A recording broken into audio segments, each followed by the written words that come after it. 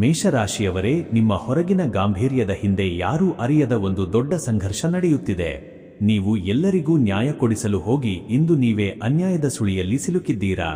ನಿಮ್ಮ ಒಳ್ಳೆಯತನವೇ ಇಂದು ನಿಮಗೆ ಶಾಪವಾಗಿ ಪರಿಣಮಿಸಿದೆ ಮತ್ತು ನಿಮ್ಮ ಶ್ರಮದ ಫಲವನ್ನು ಬೇರೆಯವರು ಕೊಳ್ಳೆ ಹೊಡೆಯುತ್ತಿದ್ದಾರೆ.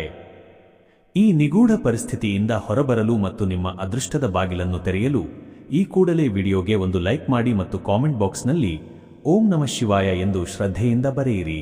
ನಿಮ್ಮ ಈ ಪುಟ್ಟ ನಡೆ ನಿಮ್ಮ ಸುತ್ತಲಿರುವ ನಕಾರಾತ್ಮಕ ಶಕ್ತಿಯನ್ನು ದೂರ ಮಾಡಲು ಶಕ್ತಿಯನ್ನು ನೀಡಲಿದೆ. ಮೇಷ ರಾಶಿಯವರೇ, ನಿಮ್ಮ ಜನ್ಮಕುಂಡಲಿಯಲ್ಲಿ ದಶಕಗಳ ನಂತರ ಘಟಿಸುತ್ತಿರುವ ಈ ಗ್ರಹಗತಿಗಳ ಬದಲಾವಣೆಯು ನಿಮ್ಮ ಬದುಕಿಗೆ ಹೊಸ ಬೆಳಕನ್ನು ತರಲಿದೆ.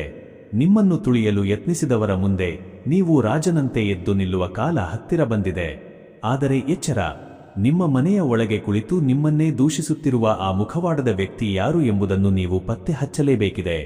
ನಿಮ್ಮ ಜೀವನದ ಈ ಎಲ್ಲಾ ನಿಗೂಢ ಸಂಕಷ್ಟಗಳನ್ನು ಕತ್ತರಿಸಿ ಹಾಕಿ ಕಳೆದು ಹೋದ ನೆಮ್ಮದಿಯನ್ನು ಮತ್ತೆ ಮರಳಿ ಪಡೆಯಲು ದೈವಬಲದ ಮಾರ್ಗದರ್ಶನ ಅತಿ ಅವಶ್ಯಕವಾಗಿದೆ. ನಿಮ್ಮ ಬದುಕಿನ ಹೊಸ ಇತಿಹಾಸವನ್ನು ಬರೆಯಲು ಮತ್ತು ನಿಮ್ಮ ಎಲ್ಲಾ ಸಮಸ್ಯೆಗಳಿಗೆ ಶಾಶ್ವತ ಪರಿಹಾರ ಕಂಡುಕೊಳ್ಳಲು ಈಗಲೇ ಈ ಮೇಲಿನ ನಂಬರಿಗೆ ಕರೆ ಮಾಡಿ.